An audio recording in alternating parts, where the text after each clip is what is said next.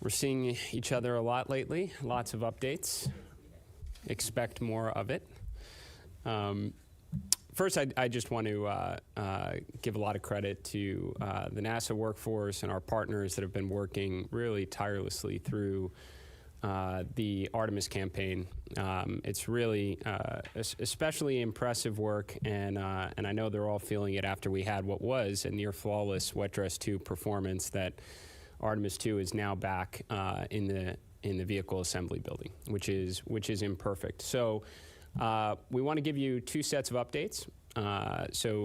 Lori is going to speak with you about what we're learning about Artemis 2 now that it is back in the VAB, and what our path is back out to the pad and to launch this historic mission. But before that, I'd like to talk a little bit about the overall Artemis program, how we're going to achieve the President's objective to return American astronauts to the moon, to build an enduring presence, and ideally not wind up in some of the situations that we've seen recently. So let's talk about the situation. Artemis 1 launched more than 3 years ago.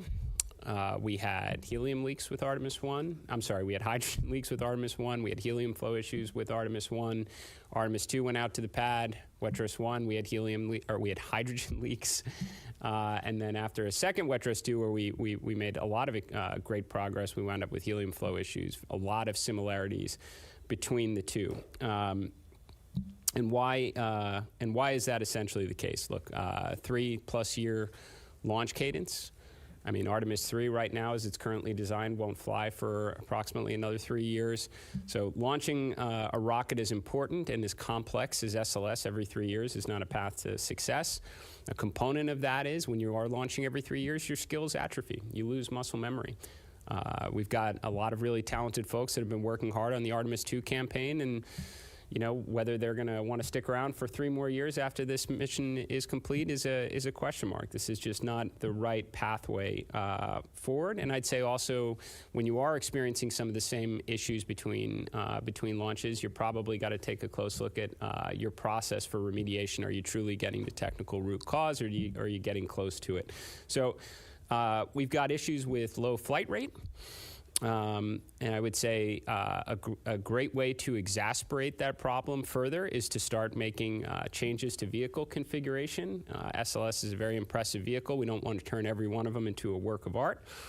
And then I would also say that having very big objectives, a wide objective gap between missions is also not a pathway to success. So we didn't go right to Apollo 11, right? We had a whole Mercury program, Gemini, Apollo, lots of Apollo missions before we ultimately landed. Right now, our program is essentially set up with an Apollo 8 and then going right to the moon. And that is, again, not a pathway to success. So what is the right way forward here? So first, today we're announcing a standardization of the SLS fleet to what we'll call essentially a near Block 1 configuration. So the idea is we want to reduce complexity to the greatest extent possible.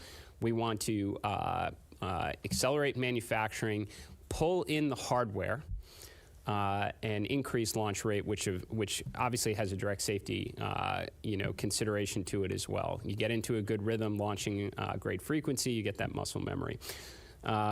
In order to do that, we need to rebuild and strengthen the workforce here at NASA. Now, this is directly in line with a workforce directive that I released several weeks ago. We have to rebuild core competencies. The ability to turn around our launch pads and launch with frequency greater than every 3 years is imperative. Now, some people ask me questions on that already as we've talked about this, and it's like, how are we going to do that? How we can go from 3 years to something significantly less, to what I think should actually be inside of 1 year? And I'll point you to our history. We have a nice infographic that's coming out from Mercury, Gemini, Apollo through the shuttle program. I don't think it would surprise many of the folks in the room that our average launch cadence was closer to 3 months throughout all those programs, not 3 years. In fact, if you want a history tidbit, you look at the time when Apollo 7 splashed down to when Apollo 8 launched, you're approximately 2 months apart. We need to start getting back to basics and moving in this direction. So rebuilding the civil servant workforce and restoring core capabilities. Again, that will directly contribute to NASA's launch cadence, where we're going to endeavor to get our launches inside of a year, specifically down to potentially 10 months.